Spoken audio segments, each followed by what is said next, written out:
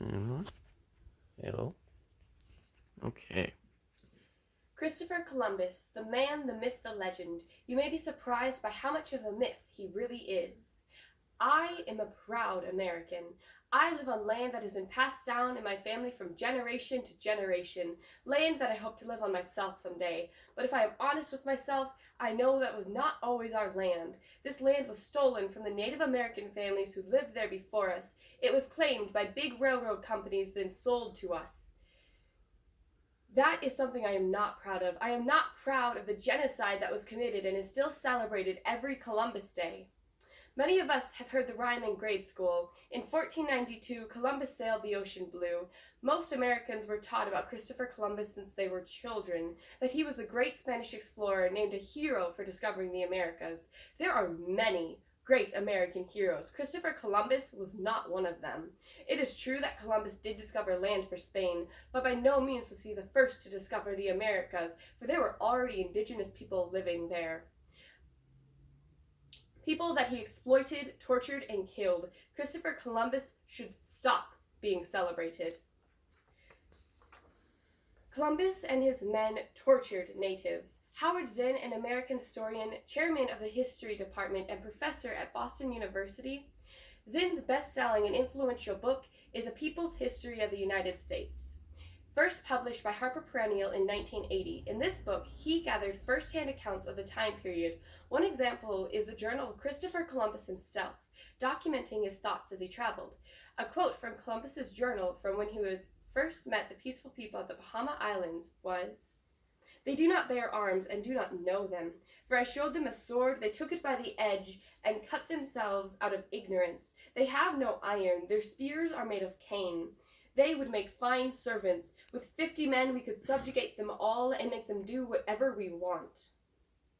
Columbus's response to meeting kind, nonviolent people immediately was to take advantage of them. Howard Zinn also wrote extensively on the labor history of America. One such book was Columbus, the Indians, and Human Progress, which described the immense pain, torture put upon these defenseless people. He described how Native American men were sent to mines and women to plantations, separated, overworked, exhausted, and unable to procreate.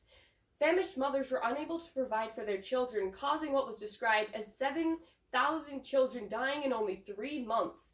There are even records of some others drowning their babies out of sheer desperation.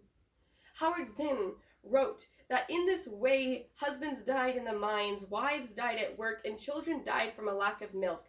And in a short time, this land, which was so great, so powerful, and fertile, was depopulated.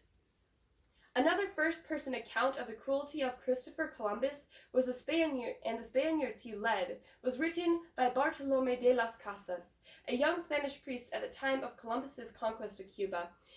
He became a critic of Spanish cruelty as he watched it firsthand, writing a book titled The History of the Indies, where he wrote, "The Spaniards thought nothing of knifing Indians by 10s and 20s, and of cutting slices of them to test the sharpness of their blades." Las Casas went on to describe how 20 of these so-called Christians met 2 Indian boys one day, each carrying a parrot. They took the parrots and for fun beheaded the boys. He also wrote that they suffered and died in the mines and other labors in desperate silence, not knowing a soul in the world whom they could turn to for help. The sheer brutality that Columbus led was sickening. Columbus and his men tortured natives. This resulted in many deaths of these native people, which is one of the many reasons Christopher Columbus should not be celebrated. Christopher Columbus led genocide. One man that wrote about the aftermath of Columbus was Samuel Eliot Morison, who was a Harvard historian and the most distinguished writer on Columbus, the author of a multi-volume biography, and was a sailor who retraced Columbus's route across the Atlantic. In his book, Christopher Columbus Mariner, written in 1954, he tells about the enslavement and the killing of the native people. The cruel policy initiated by Columbus and pursued by his successors resulted in complete genocide. Genocide is defined by the Oxford Dictionary as the deliberate killing of a large group of people, especially those of a particular race or nation. This isn't to be taken lightly. Someone who explains the true vast number is Las Casas, the Spanish priest, who watched the mass murdering himself, helpless to stop it in the midst of cruelty and greed. Later in Las Casas' life, in 1508, he wrote that, from 1494 to 1508, over 3 million people perished from the war, slavery, and the mines. Who in future generations will believe this? I myself, writing it as a knowledgeable eyewitness, can hardly believe it. In the span of 14 years, Christopher Columbus led to the murder of 3 million people. This would be almost 1% of the population in 1500. To help you put that into perspective today, that would be like killing everyone in the state of Wisconsin 8 times over, who all had no protection, no help, and no one to turn to, lost to invaders who enslaved and tortured them. The holiday is now obsolete. Christopher Columbus should stop being celebrated. By celebrating Columbus Day, we are celebrating the torture, exploitation, murder, and complete genocide of a defenseless group of people. Christopher Columbus was not a hero and should stop being celebrated.